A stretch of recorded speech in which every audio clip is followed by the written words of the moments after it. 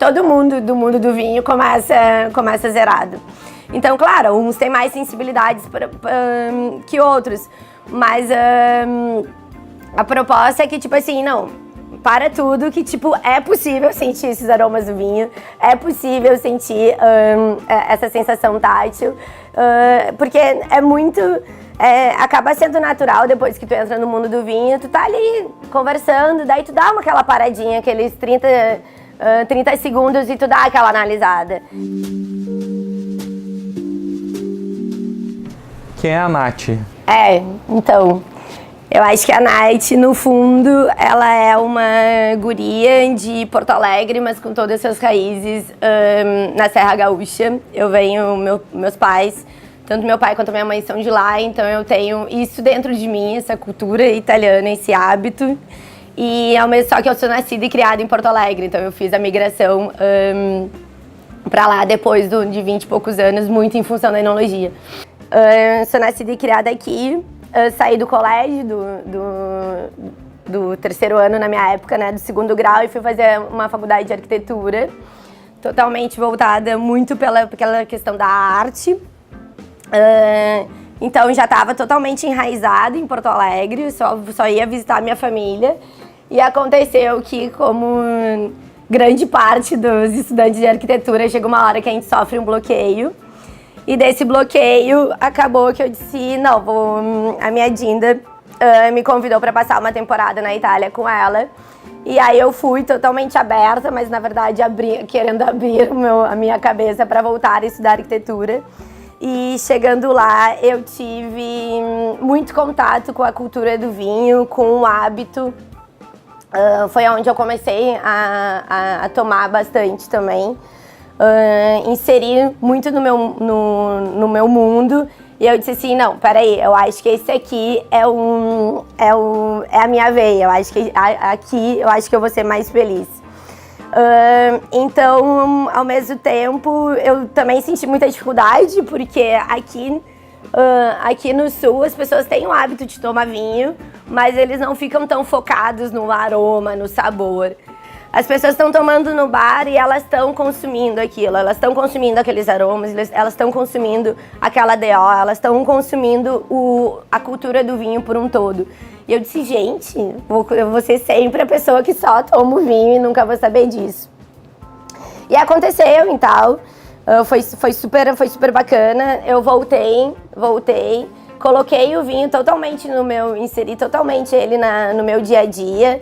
Os jantares lá em casa os jantares informais na minha casa começaram a ter vinho, começaram a ter a taça de vinho, muito porque eu criei esse hábito. E aí, ao mesmo tempo, eu não queria voltar para a arquitetura. E aí aconteceu, deu ali, né, navegando, tava aberto a inscrição pro vestibular para enologia. E aí eu fiz, né, por sorte eu passei. E aí foi quando eu voltei para a Serra, daí meus pais ficaram morando em Porto Alegre. E aí eu fui morar em Garibaldi com a minha avó, e aí fiz todo o meu percurso de estudo, de estágios lá. E nesse meio, no caminho de estágio, eu acabei conhecendo a vinícola em Porto Alegre. E aí eu disse assim, não, peraí, então tá tudo muito bem desenhado, que eu vou conseguir trabalhar com que eu me apaixonei, que é o vinho, mas na minha cidade de origem. Então, voltei para Porto Alegre depois de formada, acabei fazendo um ano de estágio aqui, me formei e permaneci. Então eu trabalhei bastante, tanto com produção de uva de mesa em Itapuã. E desde então eu sempre estou presente na Vila Bari, tanto com a parte de produção de vinhedo, também com a parte de elaboração de vinho. Então a gente fica um pouco sempre esperando a nova safra, torcendo para que não chova na época da floração. E aí chega um tempo, porque querendo ou não eu já tenho 10 anos de enologia, que a gente quer fazer um pouco mais pro vinho do que só receber dele. Então foi quando eu acabei fazendo um trabalho paralelo, que eu já estou há bastante tempo, que é com destemperados, que é tipo tentar levar cada vez mais o mundo do vinho para as pessoas, ser palpável. É incrível, né, esse trajeto que tu fez. que tu foi pro velho mundo para descobrir um novo mundo para ti, né? Exato, exatamente. E eu, conversando contigo aqui, eu percebo também que tem muito em ti para oferecer para as pessoas dessas tuas descobertas, né? E como é que é isso, assim? É por isso também que eu acho que essa oficina de aromas e sabores é muito também que foi como eu tive. Foi a maneira que eu tive que fazer para estudar o mundo do vinho. Então, como é que a gente vai sentir... eu ficava apavorada, como é que as pessoas estão sentindo aroma de morango num vinho, se o vinho é vindo da uva, sabe? Por mais que eu seja, minha família é da Serra, minha família tem um pouco de cultura do vinho, é diferente. É diferente. Aqui agora tá começando a ter esse encantamento, começando as pessoas querendo buscar informação. Antes o vinho estava presente na mesa porque ele era da imigração, ele tinha que estar. Agora não, as pessoas já querem consumir um pouco, saber se é Cabernet, se é Merlot, se é da Serra, se não é, se é da Campanha. É muito gratificante quando as pessoas te procuram pra saber se aquele vinho é bom ou não. E da mesma maneira que é gratificante quando elas vêm te falar de tipo, nossa, eu senti, eu entendi o que é essa levedura que tu diz que tem aromas. Então, a gente só consegue sentir se a gente souber o que é. Então, como é que a gente vai sentir um aroma de levedura se a gente não tem nem noção do que é uma levedura, nunca chegou perto de uma levedura?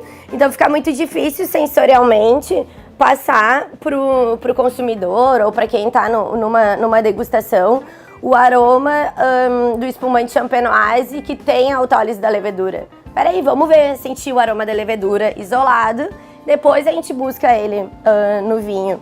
Então isso foi muito também por provocações que as pessoas queriam entender como é que a gente descobria esses aromas, que aí foi desenvolvido esse ensaio sensorial pra gente conseguir passar isso para os novos tomadores, né? Tu tens uma reputação, pelo menos que eu aprendi a teu respeito aí, né, quando eu tava te conhecendo, de ser uma pessoa que consegue simplificar muito esse processo de descoberta para aromas. Eu adoro vinho, sou um apaixonado por vinho, não sou um expert, né, como tu és.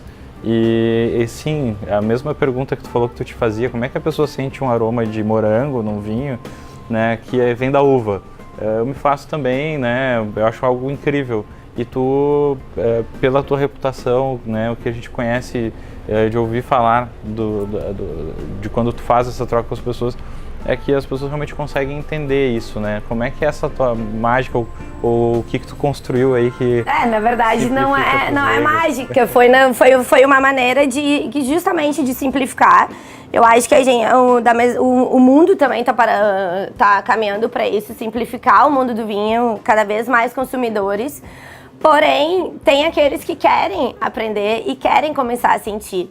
Então a gente só vai conseguir se a gente souber o que são esses aromas.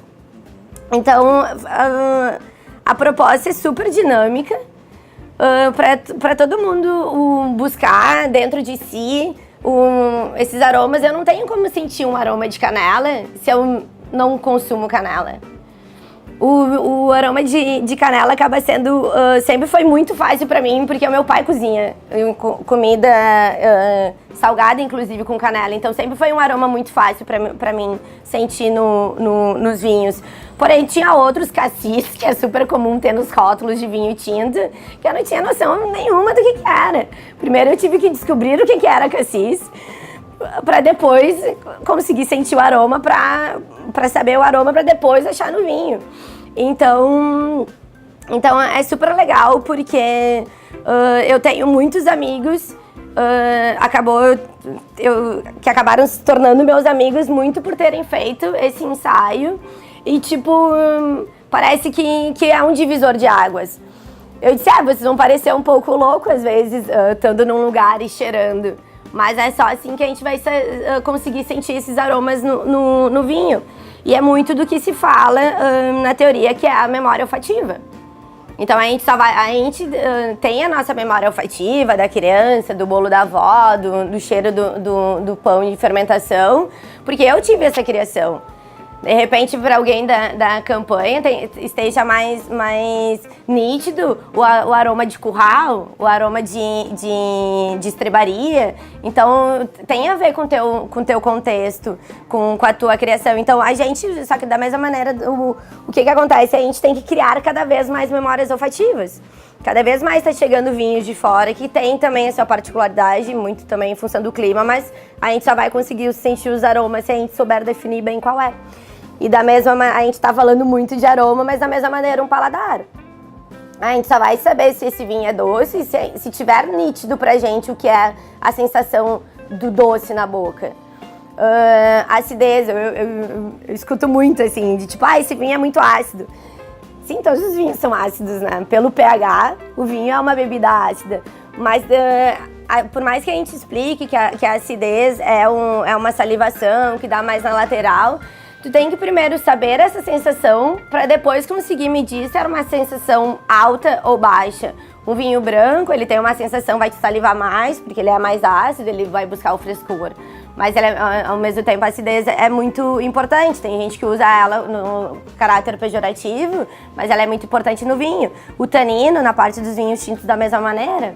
Então a gente também acaba fazendo essas soluções. Que eu tive uma aula lá na Enologia 1, em Bento, depois agora eu tive aula também com a professora Lutia, que ela também fez esses ensaios, e eu vejo como é importante. Então isso que a gente quer, isso que a gente tenta levar para quem quer entrar nesse mundo, ou para quem quer conhecer um pouquinho mais. E não é só do vinho, o café também se dá por conta que tipo, a acidez do café é muito importante. Então a gente não pode falar da acidez do café se a gente não sabe o que é acidez, né? Então a gente acaba fazendo essa brincadeira, esses ensaios tanto olfativos quanto gustativos, e por fim a gente busca isso em alguns rótulos. Qual é o encantamento, qual é a emoção, o que tu acha que as pessoas que vão estar lá fazendo essa oficina contigo, tu espera que elas sintam? Todo mundo do mundo do vinho começa zerado. Então, claro, uns têm mais sensibilidades que outros, mas a proposta é que, tipo assim, não, para tudo, que, tipo, é possível sentir esses aromas do vinho, é possível sentir essa sensação tátil, porque é muito, acaba sendo natural depois que tu entra no mundo do vinho, tu tá ali conversando, daí tu dá aquela paradinha, aqueles 30 segundos e tu dá aquela analisada. Então, isso depois, quando a gente abre para terroir, pela denominação de origem, começa a fazer mais sentido. Mas, tipo, a gente vai ver que, às vezes, aquele aroma vai te confortar. Aquele aroma de, tipo, talvez ter um aroma de chá no vinho, que vai lembrar canela, vai te lembrar uma sensação de conforto tão boa na casa da tua avó ou com a tua mãe fazendo, que vai solucionar, sabe? Vai te acalmar, vai te aliviar. Então, eu vejo muito nisso. Por que as pessoas devem fazer a oficina da Nath? O que a Nath traz de diferente com ela? Eu acredito que seja muito para colocar todo mundo na mesma página. A proposta, sempre quando a gente pega uma bancada de degustação para falar sobre um vinho, para falar, a gente nunca sabe quem tá ali. Então pode ter um Master of Wine na mesa, como pode ter uma pessoa que simplesmente gosta de vinho e tá querendo aprender. Então isso, a proposta dessa oficina é justamente colocar todo mundo na mesma página, todo mundo entender o conceito de acidez, o conceito de tanino, a sensação do álcool, para daí cada um depois, com as suas próprias pernas, alcança o mundo do vinho que deseja, né? Então tá. Acho que é isso. Nath, que legal. Tô muito curioso e ansioso para fazer parte da tua oficina lá. E vai ser um prazer contar contigo lá. Muito obrigado por esse bate-papo, tá? É isso, eu Nos que vemos agradeço. lá. É isso aí. Oi, sou Natália Frigueto, sou enóloga e vou estar no Wine Weekend para ajudar a desmistificar o mundo dos aromas e do sabor que tem no vinho. Então, para você que está sempre em dúvida se tem aroma de levedura nesse vinho ou nesse espumante, ou se esse vinho é tânico ou não, estaremos fazendo uma oficina para buscar primeiro esses aromas, saber esses sabores e depois encontrar todos eles no mundo do vinho.